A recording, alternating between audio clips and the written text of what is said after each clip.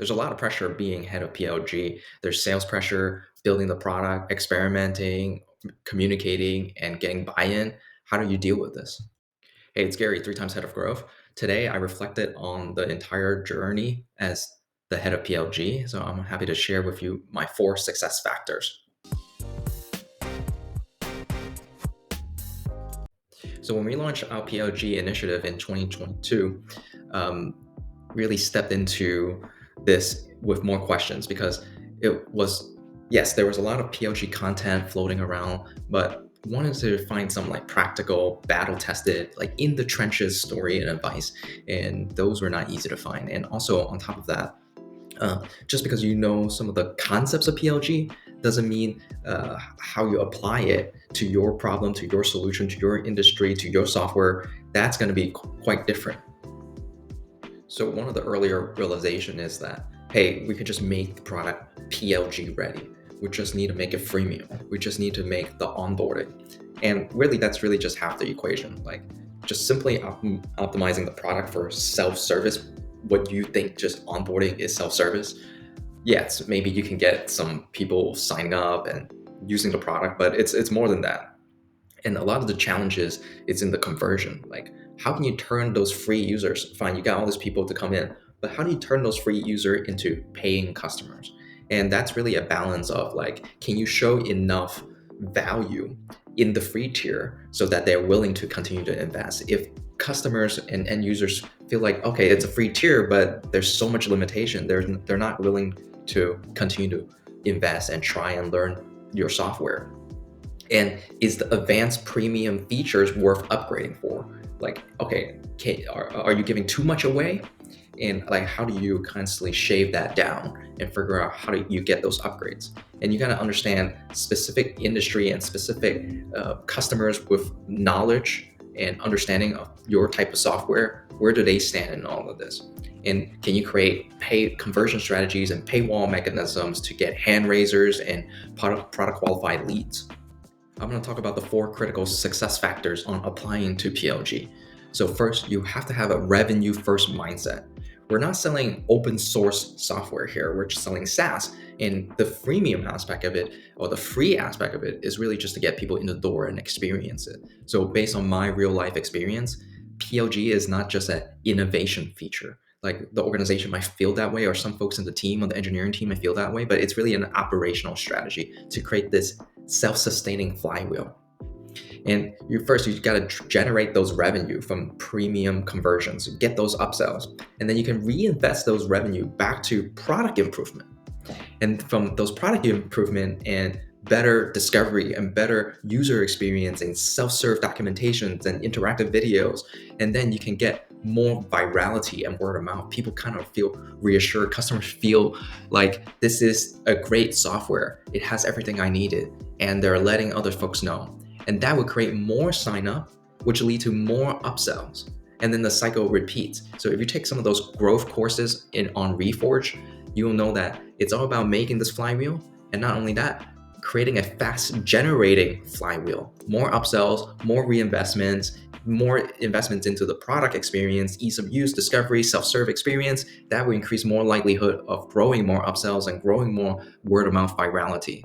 And so to get this flywheel going, there's going to be a lot of blockers along the way. And we identify the top blockers. We identified the top blockers for us was just closing these sales deals, making them upsell. And we found a way to do that and overcome that by embracing experimentations. So 2, we embrace experimental learning.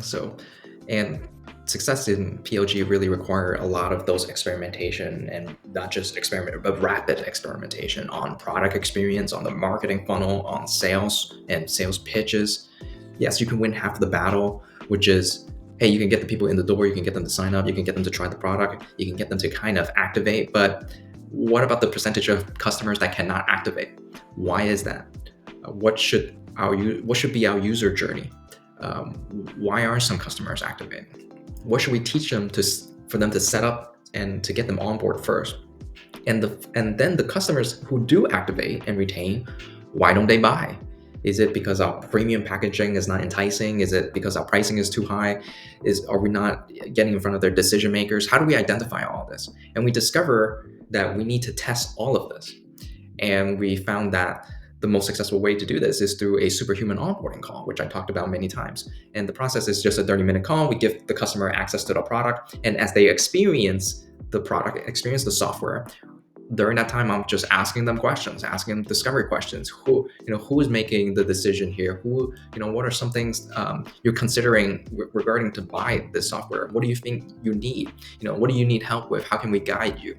And at the end, I pitch them a new pricing and packaging, that I'm just trying to see if it resonates. And every single day, we have 5 to 10 superhuman onboarding calls. So that means 5 to 10 opportunity to test out pricing, our messaging, and the customer segment that might be willing to buy.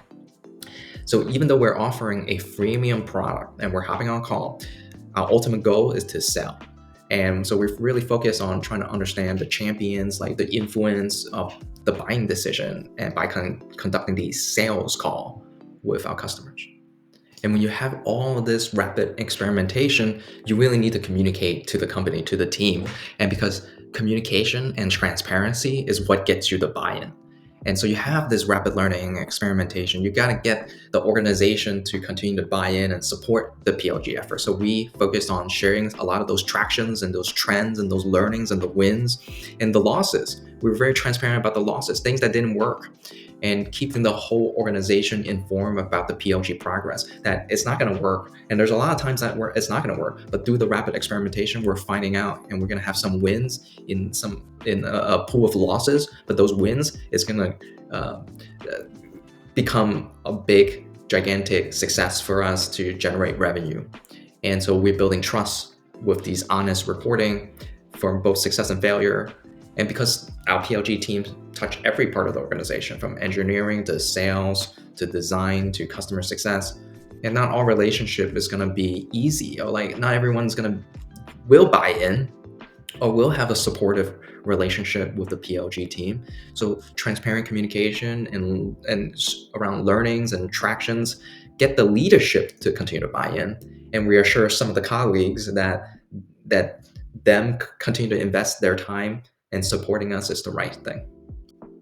And so because some of these, there's a lot of ups and there's a lot of downs, it's really about maintaining that health and sanity. And it's very, the PLG journey is long and demanding, and we do a lot of experiments, right? We have a lot of failures. We're constantly communicating those. We got to keep up the team morale. We got to keep up with maybe the imposter syndrome or the confidence in ourselves. We're building relationship with other departments. Sometimes they don't get along with us, or sometimes they're not willing to support us as easily. And you also have to work with the engineering team and the product team to manage the sprint and make sure the PLG experience is a layer on top of the platform. And on top of that is the pressure to hit the PLG sales quota. So it's not easy. And so you have to avoid burnout and maintain effectiveness around this and the sanity when you come back to work. So for me, I practice a lot of regular reflection. I do a lot of meditations around that. And I try to take a walk, step away from the desk. I try to be patient with myself. Be patient when we don't have all the data points. Some things, we just don't have the answer today. We have to be very pragmatic about not having the answers and maintain a very healthy work-life balance. We all work at home. And where is that separation between, hey, I'm done with work, to, hey, okay, now I step out of this room, I step out of the desk, and that's something. And can I have a clear of mind not to think about work anymore, and not bring that frustration with me around the other parts of my home? And so I ensure that I have a very healthy balance in my life throughout this very demanding PLG journey. Follow me on growthwithgary.com, or feel free to subscribe here to learn more about how to execute PLG, lead and operate and launch, and be successful in SaaS.